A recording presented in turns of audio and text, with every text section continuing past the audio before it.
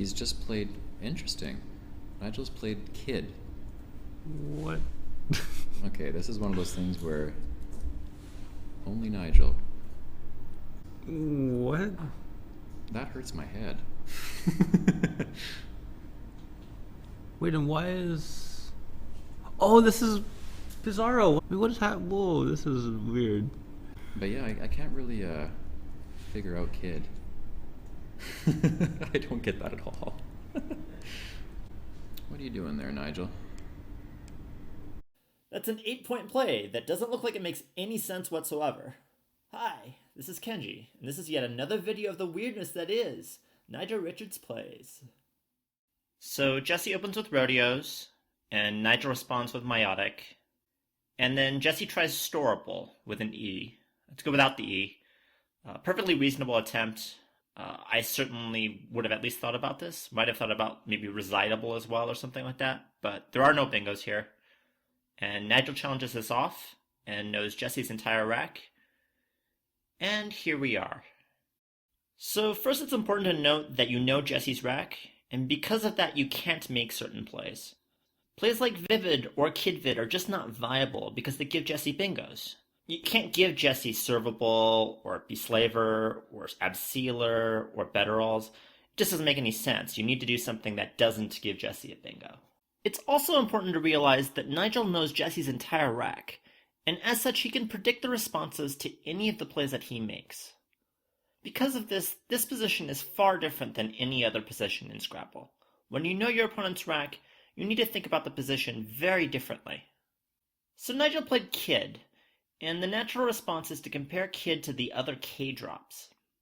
So there's primarily two other good K-drops. There's Kea and there's Keys. The problem with Keys is when you look at the responses, they don't end up too well for Nigel. One response is Belar, blocking the S-hook that you already created because you believe that Nigel already has a strong rack.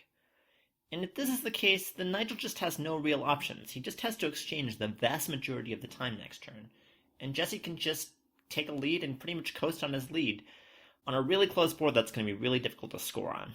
Similarly, Jesse can create his own bingo opportunities if he doesn't believe that Nigel's rack is all that strong. Something like Toe, creating a Toya hook. And again, Nigel's going to have a very difficult time trying to close this board. He's not going to be able to kill both the Toya hook and the Skis hook that he just created. Jesse's going to be able to bingo a large percentage of the time, since ABELRS is a very strong bingo leave. Kea is also 17 points, but doesn't leave an S-hook, and as a result doesn't leave the same implication of a very strong range. In response, Jesse is most likely to do either one of two things. Either play BISE, or just drop the B with BIS. BIS is the more preferred outcome, as it lets you play Vivid next turn. The problem being that Jesse still has that D to play through, in addition to having the R to play through in rodeos, which is actually low-key a really dangerous spot with an AEELRS leave. Both Jesse and Nigel are capable of figuring out that that R is actually very dangerous, as it bingos through about half of the bag in this situation, in addition to the D in Vivid, meaning that Jesse's bingo percentage is going to be over 50% in this situation. BISE is even worse, as BISE gives you no good options whatsoever, to the point where you may even need to exchange. You just have no real alternative to Vivid with most draws. And Jesse's still going to be able to bingo a huge percentage of the time afterwards. As Nigel, I would probably expect BISE, as it's not so obvious that that R might be a good bingo lane, and BISE just blocks a lot more scoring plays as opposed to BIS. Again, your options after Kea just aren't very good. You really need to search for another alternative here. After Kish, the majority of scenarios just aren't very good for Nigel. The only good scenarios whatsoever are if Jesse somehow plays Toe, which he's not likely to do because it's so easy to block. Any play along row 9 or row 10 is just going to take Toe out and Jesse's going to have no spots whatsoever. Or maybe a Jesse plays Bleakish, but even Bleakish isn't really going to lead to that high of scoring plays. More likely, Jesse's going to make a more defensive play, or a play that just fishes and leaves Nigel pretty much nothing. Something like Back doesn't really leave very much, something like Belar just completely closes the board and forces Nigel to trade, and fishing plays like Bid leaves him nothing, it even blocks Vivid on top of that, and He is also just impossible to block. It gives Jesse an R hook, but there's no real way to block the R, and any attempt that Nigel makes to block is just going to leave an S hook. So for these reasons, Kish just doesn't really lead to all of that great outcomes, albeit better than Kea or KIS. After KHIS, Jesse's response is just much more predictable. He's going to be playing Keb the vast majority of the time. And also against this, Nigel doesn't have very many good options. It's probably going to be either Vivid or Vive, although there's some chance that Nigel could be drawing something a little bit better than that. Dropping the V with this looks like it might work out, but it just leads to Vise, which takes an A front hook and an S back hook, which is just going to lead to a bingo way too often. Another option here is just to exchange. If you're going to exchange, you want to be keeping the K here for the EK words and the KA drops. I do think this is a reasonable option as well. You will get this a fair amount of the time. Jesse will fish with BIS or BISE. But there is a chance that he plays Balar. I do think that's reasonable, and that definitely is a drawback of just exchanging 6 and keeping the K. So again, I think this is reasonable, but I'm not sure I'd necessarily make this play because of the risk of Balar. If he plays Balar, you're probably going to have just about nothing here. But in addition to these plays, you can also just drop the H and play his, and this is actually pretty good. There aren't really a lot of good responses for Jesse here. If he plays back, you get to play Vivid. If he leaves that spot alone, you get to play the K hook. With some other plays, you get to play Kidvid. So this actually does have some merits too. Yes, it looks atrocious to keep DIIKVV, but there's actually not too many bad things that can happen. Some scenario like maybe Jesse plays Blay and then you play Vive, but that is fairly defensive, and you do get to clean up your rack a little bit, which is definitely a plus, considering this is a really bad rack, and to trade scores with a good rack like ABEELRS is definitely a good thing here. So I do think this is actually a very good option. So finally we can go back to Nigel's play of Kid. Again, this is a K drop for 8 points. So from Jesse's point of view, it makes a lot of sense that actually Nigel has a really strong rack, since it's really hard to block Kid, much harder than blocking the KIS drop. Because of that, Jesse might be a little bit more inclined to either fish by just dropping the B, or by dropping the E with toe, or to play Elk to block the skid hook that was just created, which would make some sense. It is perfectly plausible that Nigel would make this play with a good rack. And Elk scores pretty well, and it plays pretty good defense. And if Nigel does induce Elk, then he gets to play Vivid for 32, which is a really, really good way of getting rid of this pretty clunky rack, and doesn't really give Jesse that much with his ABERS. It's still going to be pretty difficult for him to bingo after Vivid. It won't happen nearly as often as if he just fishes the B off. So I do think this is pretty solid. I think you will induce this sort of play fairly often, and it does make a lot of sense for Nigel to be doing this with a really strong rack. Since after KIS, it does make a lot of sense for Jesse to be playing something more defensive, like BELAR or something like that. Of course, as a fallback, if Jesse just drops the B, then Nigel does get to play Vivid for almost as many points. The drawback being, if Jesse does play BISE, then Nigel's not going to have any good responses in return.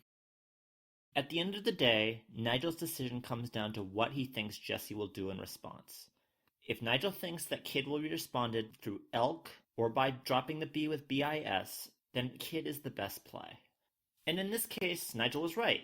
Jesse ended up playing BIS, and Nigel got Vivid down.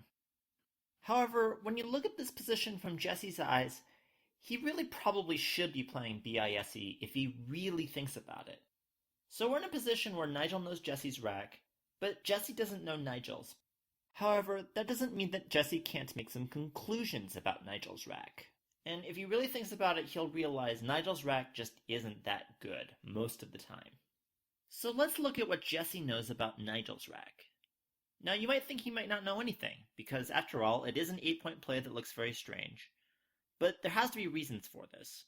Jesse knows that Nigel doesn't have an A, because otherwise KA would definitely be played. And Nigel can't really have an E either, because there are just so many different plays that you can use the E with the K to score 35 or 40 points, and Nigel's not going to pass up 35 or 40 points. Nigel also can't really have a rack that has both the blank and the S, because if he did, he'd be playing something a little bit more open, something that created an S hook that was difficult to block. Not necessarily KIS, but some other play that would create a bingo line that isn't easily blockable by Jesse. Having just the blank doesn't make a lot of sense either, as it doesn't really make sense to create an S hook and relegate your blank to an S, especially when you know that Jesse has an S already. And when you take those possibilities out, there just aren't a lot of good racks left for Nigel. There's really INORST and GINORS, and those are pretty much the only racks.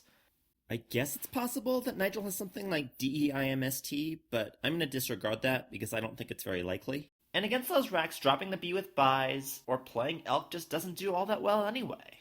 So it's unlikely from Jesse's point of view that Nigel has a good rack, and even if he does, it doesn't really make that big of a difference anyway. So if Nigel doesn't have a particularly strong bingo rack, what does he have? Well, there are a few possibilities. The first possibility is a double-double. And there are quite a few of these that score pretty well, and they do make a lot of sense. And yes, he still can't have an E, and he still can't have an A. Very unlikely he has a blank, although it's still possible if he has a really high-scoring double-double. But Nigel would certainly do this with something like removing, for example. And the likelihood that he has a double-double is just a lot more significant than the likelihood that he has a strong bingo rack here, when you count the number of permutations. It's also possible that Nigel actually has something that's hooking emo, making demo or memo here, which is actually what Nigel had. There are other plays that make a lot of sense, such as ovum, such as jurd, that make a lot of sense here. There's even the possibility that Nigel's actually keeping a big Y play hooking Yelk, knowing that even if Jesse plays BIS, he's going to be able to get those tiles down anyway. Because Nigel's range is so weighted towards bad racks rather than as strong bingo racks, I don't think you should be playing Elk here, and I don't think you should be playing Bis either to bail out those weak racks. I think you're better off instead playing Buys, and maybe even Toe is probably a better play here. And because Buys and Toe are such strong responses, I actually prefer making another play, either his or making an exchange. So I definitely found that to be an interesting play. If you are interested in range finding, I have an entire chapter in my book, which you can find on my website at the description below. Anyway, thanks for watching, and until next video.